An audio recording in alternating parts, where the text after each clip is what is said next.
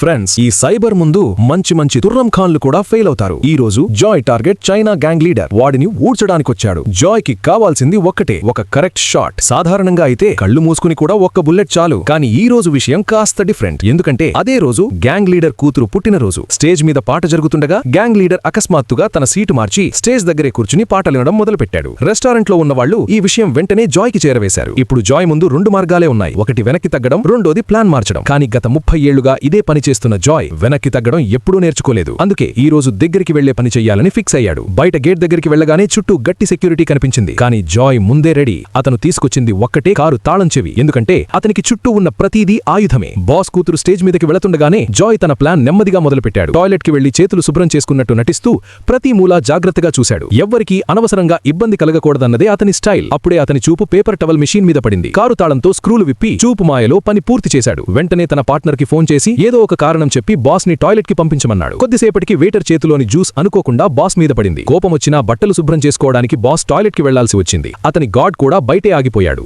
అన్ని పరిస్థితులు తనకి వ్యతిరేకంగానే ఉన్నా జాయ్ ఆగలేదు. అప్పుడే బయట మ్యూజిక్ వాల్యూమ్ పెరిగింది. లోపల ఏం జరుగుతుందో ఎవ్వరికీ వినిపించలేదు. కొన్ని క్షణాల్లో అంతా నిశ్శబ్దం. జాయ్ అన్ని మళ్లీ అలాగే సెట్ చేసి ఏమీ జరగనట్టు నెమ్మదిగా అక్కడి నుంచి బయటకు వచ్చేశాడు. ఇంటికి తిరుగుతున్నప్పుడు ఎవరో తనని ఫాలో అవుతున్నారన్న ఫీలింగ్ వచ్చింది. సిగ్నల్ గ్రీన్ అవ్వగానే అకస్మాత్తుగా కారు మలుపు తిప్పి సన్నని గల్లీలోకి దూసుకెళ్లాడు. తర్వాతి క్రాసింగ్ లో చూసేసరికి అదే కారు మళ్లీ కనిపించింది. ఈసారి జాయ్ తెలివిగా భారీ రద్దీ ఉన్న ప్రాంతంలోకి వెళ్లి వాళ్లకి చుక్కరు చూపించాడు. అంతా అయిపోయిందనుకున్నాడు. కానీ అసలు షాక్ ఇంకా మిగిలే ఉంది. హోటల్ కి చేరుకున్నాక జాయ్ గదిలోకి వెళ్లి టీవీ ఆన్ చేయగానే బ్రేకింగ్ న్యూస్ వచ్చింది. చైనా గ్యాంగ్ లీడర్ హత్య కేసులో మిస్టరీ కిల్లర్ ముఖం సీసీటీవీలో క్లియర్ గా రికార్డ్ అయ్యిందని. జాయ్ కళ్ళు ఒక్కసారిగా పెద్దవయ్యాయి. ఎందుకంటే స్క్రీన్ మీద కనిపించిన ముఖం అతనిది.